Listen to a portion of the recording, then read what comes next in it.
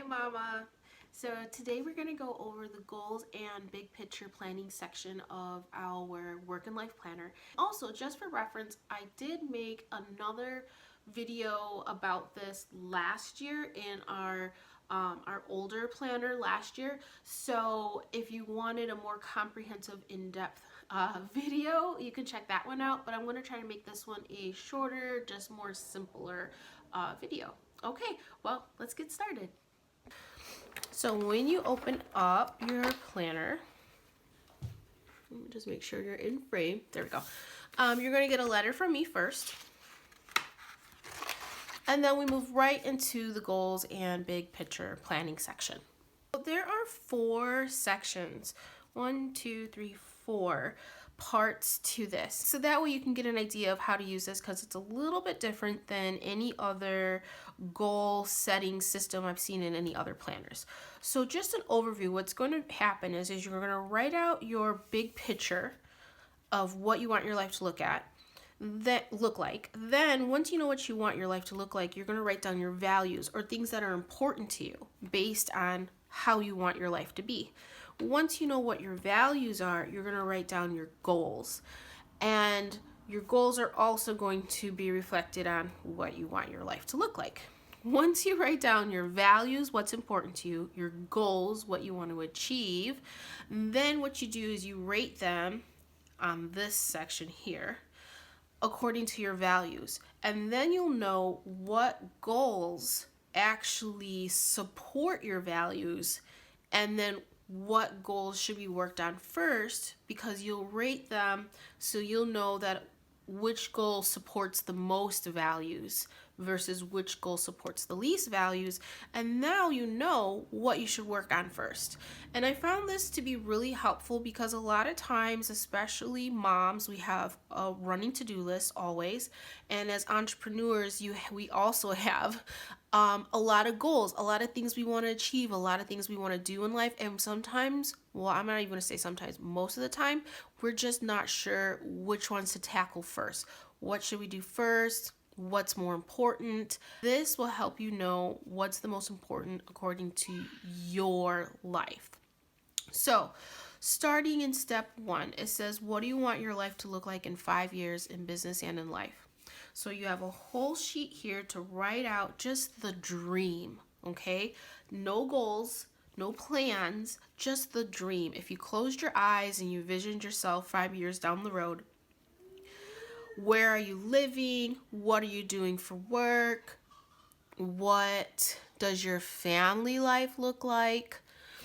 What does your health look like? What does your mental health look like? How do you want your mornings to be? How do you want your relationship with your significant other or your kids or your friends to be? How much money do you want to be making? Like all of that, like just write it all out here.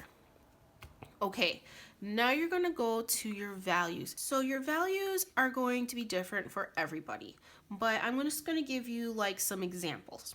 So a common one for mom entrepreneurs is we value time with our kids or time with our family, right? So you can put time with my family and kids. That's something you value. That's important to you.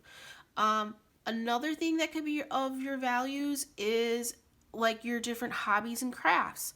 Time for gardening, time to bake. Could be to do with self-care as well. Maybe having time for yourself in the morning. So for me personally, I like having a little time for myself in the morning, gather my thoughts, get myself together. That's important to me. Anything that's important to you that you value. So write all of those down, because those are going to be true whether your life changes, whatever goals, whether you have this goal, you have that goal, your values always stay the same. Okay, so now once you've done writing your values, you're going to start writing down your goals. And your goals will kind of work off of your big picture, but also a little bit of your values. Now, these goals can be big and small. So it could be paying off debt. It could be, and it also says business and in life. Maybe a small goal is to go to bed on time every night. So write down your small goals in life and in business, and write down your big goals. Maybe it's hitting a certain number in revenue for your business. Maybe it's hitting a certain number of followers on social media. Your goals are going to change as your life changes, and as you hit goals, your goals will change. As you don't hit goals, you're going to reassess and then maybe pivot your goals. So goals always change depending on your life and your needs. What you would dream, that kind of stays the same. It might pivot a little bit, but your dreams and aspiration and your values are what anchor you and hold you down.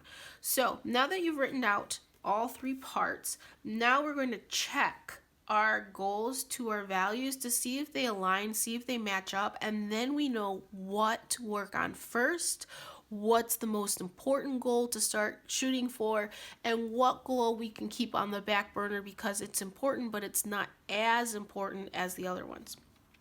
So that's why I have a little plus and a little minus, and then NA for not applicable or non-effective, as my husband likes to say.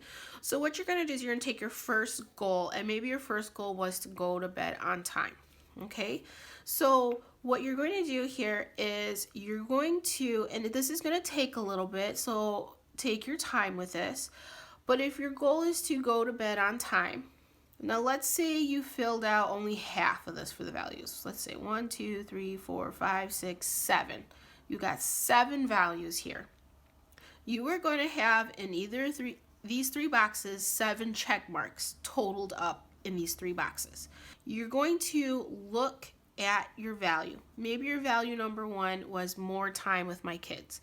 So you ask yourself, does this goal of going to bed support the value of spending more time with my kids? Now, everybody's life is different. You might say absolutely, because then I can get up earlier and be able to spend more time with my children in the morning. So you're going to check a plus, because that is a plus, it's a positive, it supports that value. But like I said, everyone's life is different. Maybe you have older kids and they stay up at night, and you get up early and you leave for work and you don't see them in the morning. So maybe you need to spend more time with your kids in the evening. So maybe that doesn't support that. I don't know. Maybe it's a negative. Or if you look and you go, this doesn't really support or take away from my value, you put it in the NA box. And what you're going to do is you're going to check it against each and every single value you have. So if you have 7 values down, there should be 7 check boxes totaled up. And then you're going to do that for every single goal you have. So that's why it's going to take a little while. But once you go through it all, so each and every single goal should have a total number of checks equal to the total number of values. Once you're all done with that, then you can take a look at all of your goals and you can say what goal has the most number of positive check marks, and then you can rate them. So that's why in number 4 it says go back, rank each of your goals according to your values in the right columns. The way to rank your goals is to see which goal has the most positive check marks. Then, when you see what has the most positive check marks, you can write that as the first goal to work on, then the next goal, then the next goal, and then you'll know in what order you can start putting your effort into completing those goals, because you know that that goal supports your ideals the most. That's going to be the easiest to accomplish. It's going to give you the most reward because it's going to support the things that are important to you, and it's going to help drive your life forward to look like what you want it to be in the future. So that means that goal is worth putting more effort into.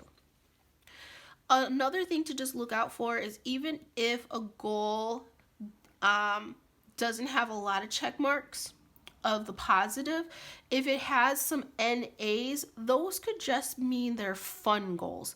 So maybe it doesn't have a lot of positives, but if it does not have negatives, it just has NA, that could just mean that's just like a fun goal. Then maybe you can kind of work on it on the side, But just know that that's kind of a goal that you can like set it and forget it for a little while and then come back to it when you have more energy. And it's not something that you have to feel bad or stressed out about if you don't get completed within a certain time frame. So that is how you do, the goals and big picture planning. Thank you so much for watching this video. I hope you really enjoyed it, and I will see you in the next video. Also, hit like and subscribe if you liked it, please. Okay, thanks. Bye, guys.